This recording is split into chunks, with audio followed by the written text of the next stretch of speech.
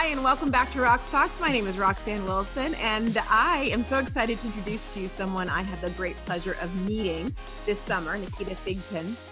Naketa had me on her podcast, and through just that time with her and the extra time she gave me after, I feel like I got a master class. And I do believe that when you get a gift, you have to pay it forward. And so I knew at that point, I've got to get her on my podcast to share with you and impart with you some of the wisdom and just the richness that she has. So Naketa, thank you so much for being here. Thank you, Rox. I'm excited to be here as always in your company and energy sphere. Thank you, my dear. If you're watching on YouTube, you can see that we really dressed up for you. No, we didn't.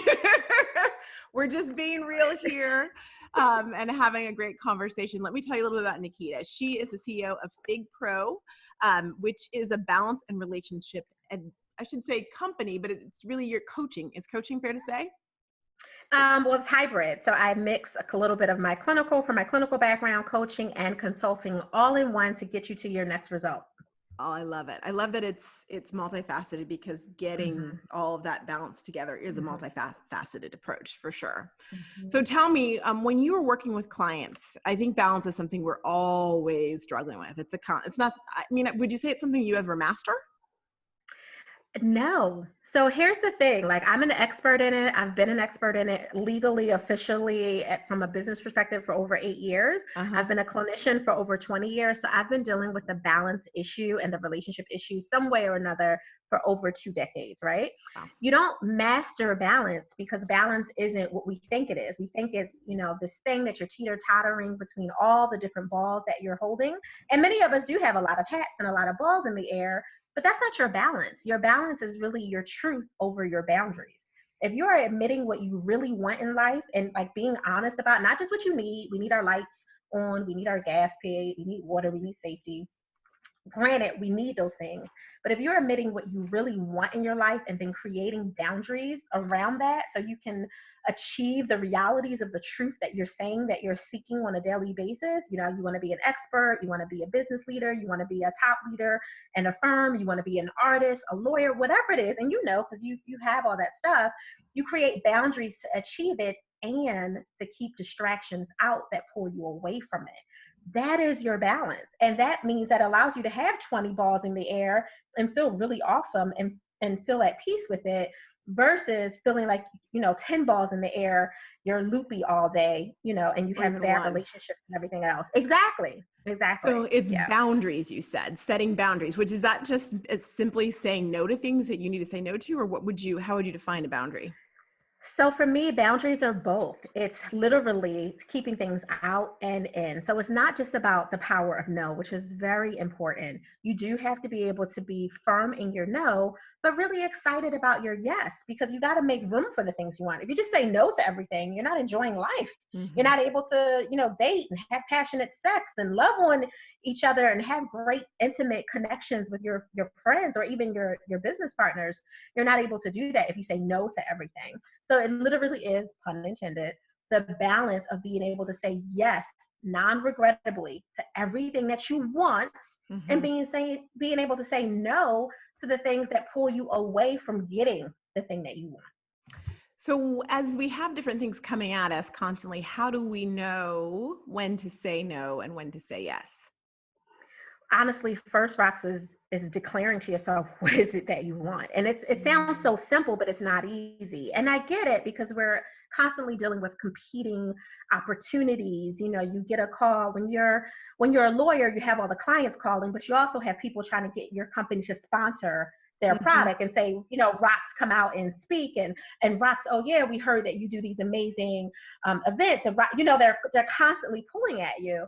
So the opportunities are overwhelmingly flowing in your favor, but the reality is, do you want to do all of that? Yeah. So part of it is saying, well, you know what? Right now, this season, this spring, this part of 2019, not that you can't tap into the other layers of your awesome, but right now in this season, I really want to be at the forefront with all of my designing that I do. And yeah, I'm a lawyer, and yes, I have all these great accolades and achievements behind me that I pull from to help me be awesome at the designing piece, but that's where I want to focus.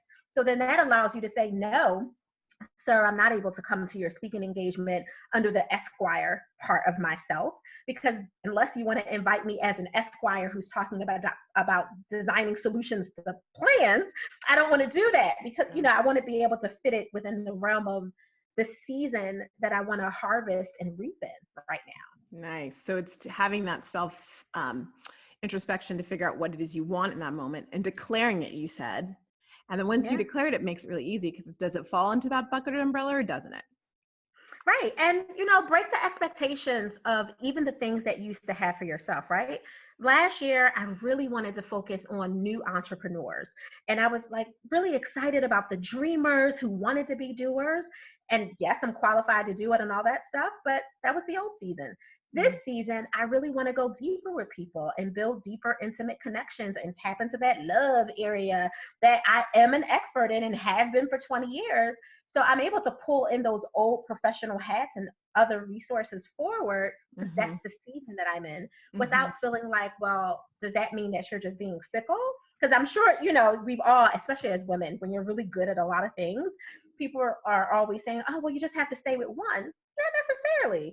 I can move with the season that I'm most passionate in and be excited about it, help people get to their next best level of whatever that season is. And then as I evolve, hopefully, my clients and customers will evolve with me. If not, I will attract the ones who are ready for all the awesome. You know what I mean? Yes. How do you know when to reevaluate your seasons then? I think you should honestly do it on a regular basis before you get trapped in that stuck point that a lot of us do. Because if we just kind of let it happen to us, we'll fall deep in a pothole, which will kind of feel icky, sticky, like depression and sadness, which can be very situational, not assuming that you also have that from a chemical perspective. But if you say, you know what, every spring, every fall, I reassess. Like for me personally, I get icky, sticky around May every year. So what I do is between March and April, all right, let's sit down, let's do a reassessment of where we come from, because our new year is not January, our new year is September. So I'm reevaluating, how was the last 6 months? How was that for business? How was that personal development? How was that professional? How was that for what I really made space for my family? Like, let's look at that. And then I also do it around August, September, right before my vacation ends, to just say, well, let's look at it again before I get icky sticky and feel like I didn't hit, deadlines or milestones and SMART goals for September's kind of wrap up. That makes sense. So whatever the often is, and a lot of that is knowing yourself too. You get icky sticky in May, so you've paid attention to yourself, so you see the trends, and then you're able to go, okay, but for someone who doesn't know, would you say maybe quarterly is a good amount of time, or until they figure out their cadence? No, that's an excellent suggestion. If you don't have a cadence, doing quarterly is perfect. If you're very intuitive, you may want to do it with the change of the season, kind of around the solstice of winter, the solstice of spring, solstice of summer, that kind of thing. For me, I just need to do it twice a year in terms of a full deep dive. It doesn't mean that you're not constantly reevaluating. If something isn't working along the way, let's pay attention to it, because you got to learn how to quit some things in life, in love, and in business. And I want to ask you about that, but before I do, let me ask you, there's this whole thought process of FOMO, of the fear of missing out, right? Which stops us, I think, from saying no to some things we should. So how do we fight against the societal FOMO? Yeah, that's a great question, and it comes up a lot. I think one of the best ways to deal with FOMO, and there is no cure for it necessarily. Anyone who says it is a liar, because they're not being realistic of how the times are changing and impacting us. FOMO comes up. You might not have it in business, but maybe you have it in fashion. You might not have it in your relationship, but maybe you have it when it comes to, the type of car you drive. Like, it can come up with different things in different areas of your life. Right. So part of it is having a good cohort or group of influencers around you. And I'm not talking about people that you don't have access to. I'm talking about your 3 a.m. cohort, the people that you can call and be like, Naketa, listen, I need to talk to you about something because I'm really having some difficulty in this particular area. And I'm about to jump on something that's a $10,000 investment. Then I'm not sure if I need it. Whatever the case is, you need that cohort of people who are like-minded enough to be able to grow with you, but are not afraid to challenge you and say, listen, Naketa, you're being ridiculous. Why do you feel like you need a $40,000 car? Like, what's happening with you?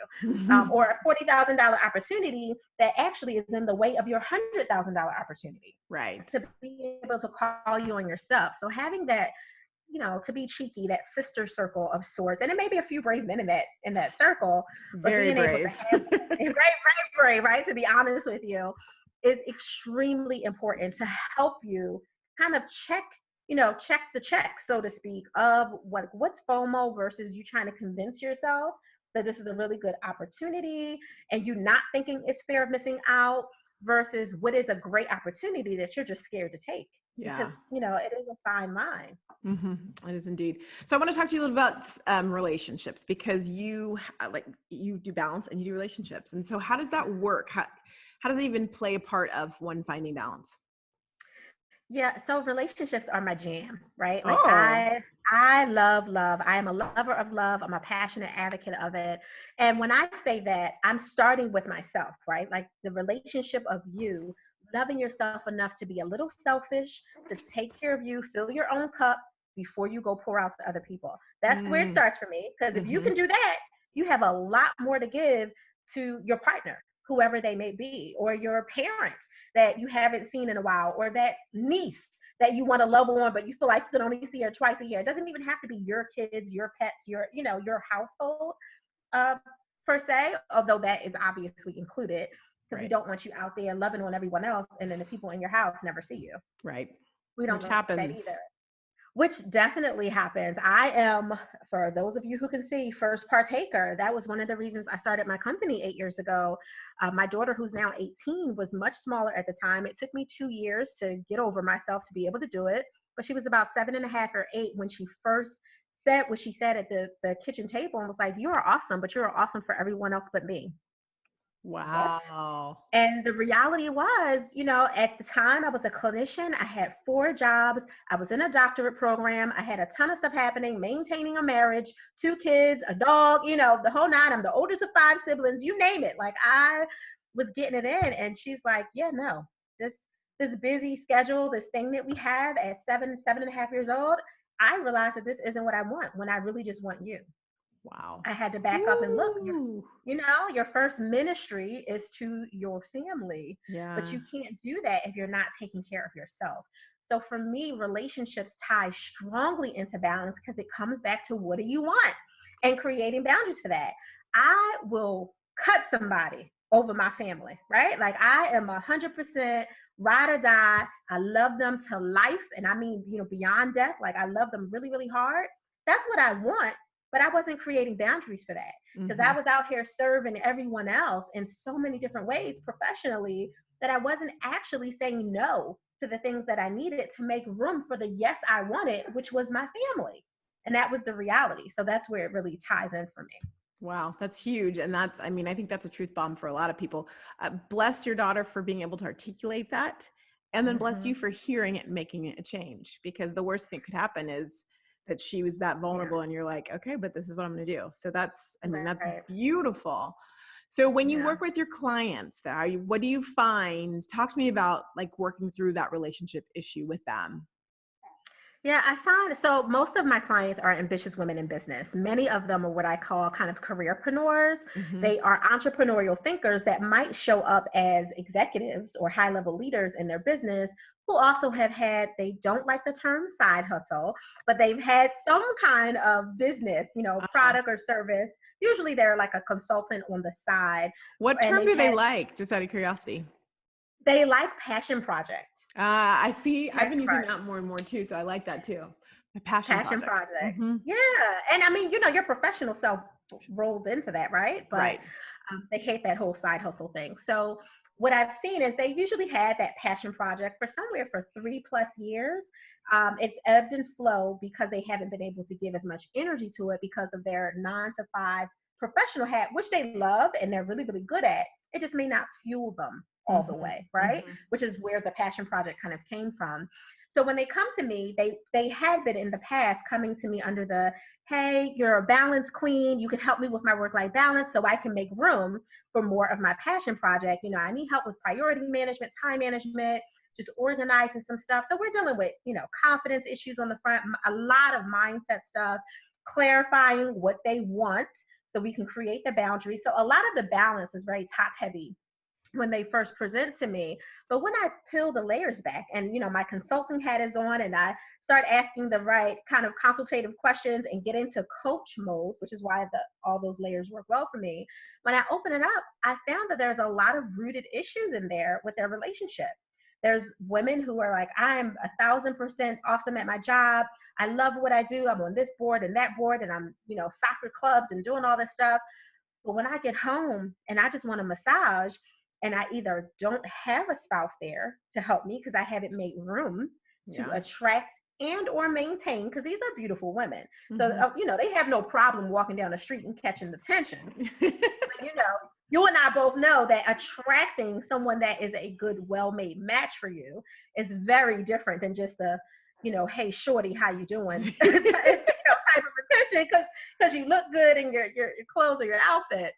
But they weren't able to do that, or they are married, they have a partner, and they're passing ships, which is a major problem because they're both just as ambitious and they just really don't have time for each other. So a lot of that is impacting their go-getterness. So here's what happened. I have all this great stuff. I love what I do. I'm really good. Just trying to find a balance of making more time so I can do more of the things that I want to do. But I'm afraid that if I actually get success in one of these areas that I wanted, it will take me even further away from the thing I want the most, which is to have a happy, healthy, non-toxic, non-energy zapping, non-mediocre, if that's a phrase, relationship that fuels me to go out the next day and beast out with even more energy. I'm afraid that my relationship can't handle that. I'm afraid that I'll have all this success and will never have room to meet someone in my prime, like when I have all of this, because by the time I get to it, I'm dragging and sagging. Mm-hmm, mm-hmm. So how do they, and what's the answer to that? Because that's like $1 million answer, by the way. Yeah, exactly. So #pay me. Yeah. That's the first. For everyone who's listening, okay? That's right. Honestly, the biggest way to answer that is recognizing that you create your own reality. So I always say, create your balance, create your joy, because you can't have joy without balance. And to give you the formula for it, it's simple, but not easy. The formula to create your joy and have joy in every area of your life is to have your balance, which we have already deciphered is admitting your truth over your boundaries. That is the definition of your balance. Plus healthy relationships times intimacy squared. And what I mean by that is you have to go deeper in your intimate connections. It cannot be surface. It cannot just be, oh, I was thinking about you, so I shot a text, but I haven't seen you in 2 years. It might look like writing a letter to someone, sending a package to someone. When you can't make it to a baby shower or function or whatever the case is because you had to say no in order to create room for something else you want, you still show up in an intimate way. You know what, Roxanne, I can't make it to your event this month. Let's go to lunch. Pulling out my calendar. Let's go to lunch on April 15th at 2 p.m. Does that work for you? Because I may not be able to be a part of the group thing, but I can make room for you because you matter to me. That is intimacy squared. And when you can do those things, that's your joy. Wow.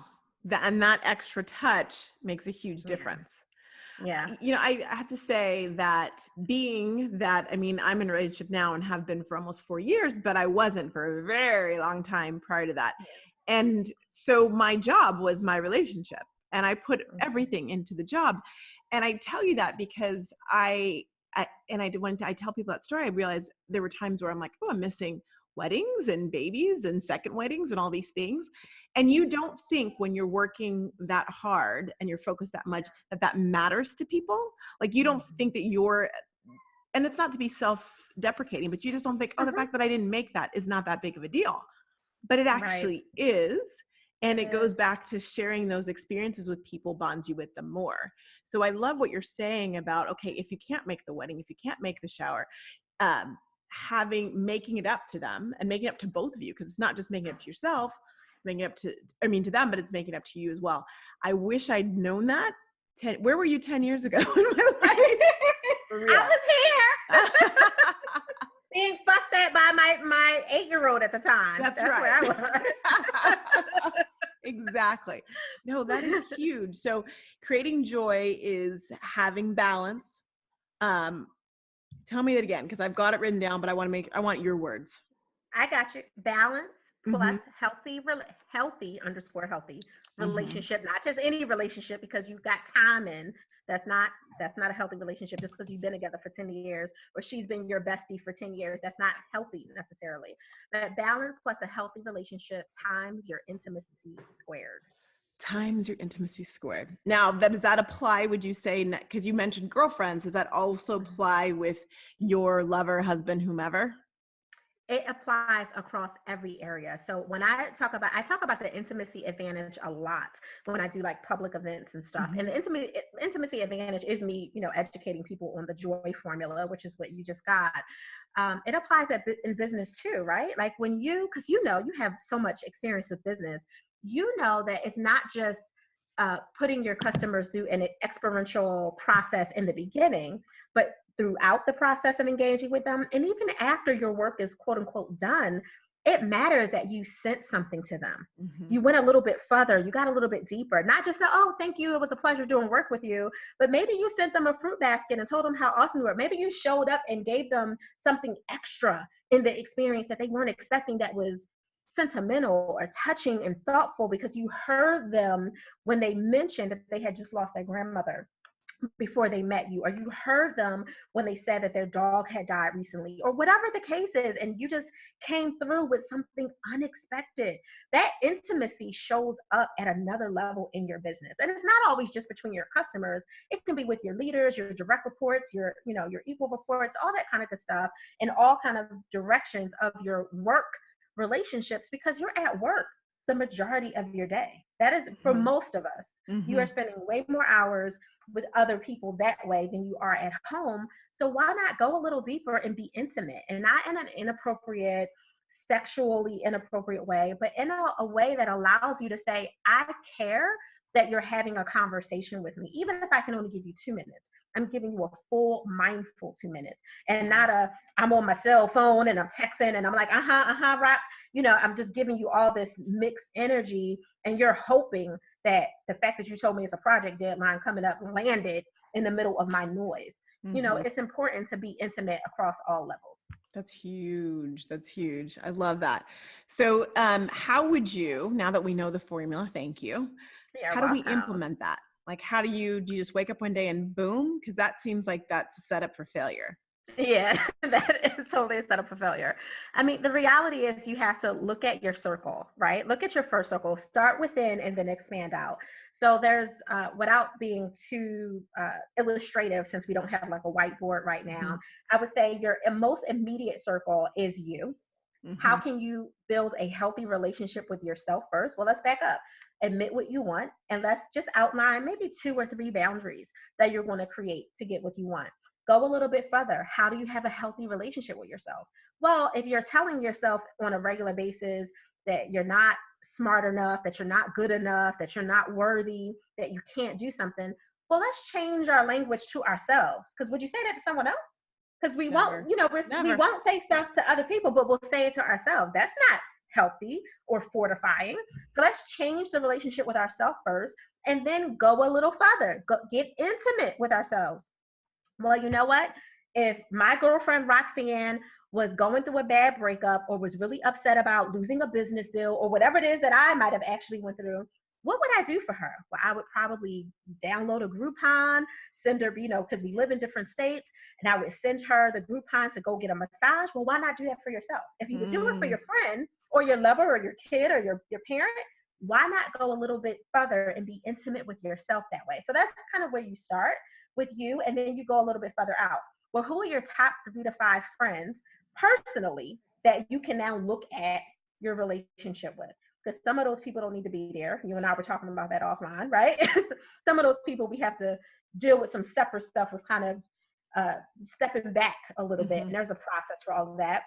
Go a little bit further. Let's look at the work relationships now. Who are the top 3 to 5 people that you have to interact with all the time? They may not be the leader or the direct report. It might just be that on your floor, you notice you never say hello to the receptionist. You walk past the janitor first thing in the morning and last thing at night, and you never say anything. Well, guess what? If something happens, that janitor and that reception, they're going to be the ones to call 911 or to intervene. So how about we take a step back and start saying, well, what do I want? I want to be compassionate. I want to see people, not by their title or their uniform. I want them to know that the work that I do when I'm on the floor, so to speak, matters less than me being in a space of interacting with them and not being human to them. So let me start there. So you kind of just, go out and expand your circle. And of course, then you look at your clients, your business partners, your power partners, so on and so forth. And then the world. And then the world, which is a ripple, right? Because if you just start with the one person, with yourself, you change everything about all your interactions, little by little. It's a domino effect. I love that. This has been so good, Naketa. Thank you so much. I could talk to you forever, and I want to, but I know I can't. But you've given us so many good tips on just how to not only get that balance, but also to get a healthy working relationship, which goes tandem one-on-one. So if we, and it's not even if, when we, because we do want to get in touch with you, what is your favorite mode of communication? I would have to say the easiest thing is just to email me at asknaketa@thigpro.com. And of course, I literally changed all my URLs to say the same thing instead of giving you a different handle. I'm Ask Naketa on everything, right? Awesome. Like very branding. Well done. So that's the best way. Yeah. Okay, great. And I will, of course, put that up so that everyone listening can do exactly that. Is there anything else you would like to add before we say goodbye? Yes, I would love for people to go check out your episode on Balance Boldly podcast for ambitious women in business.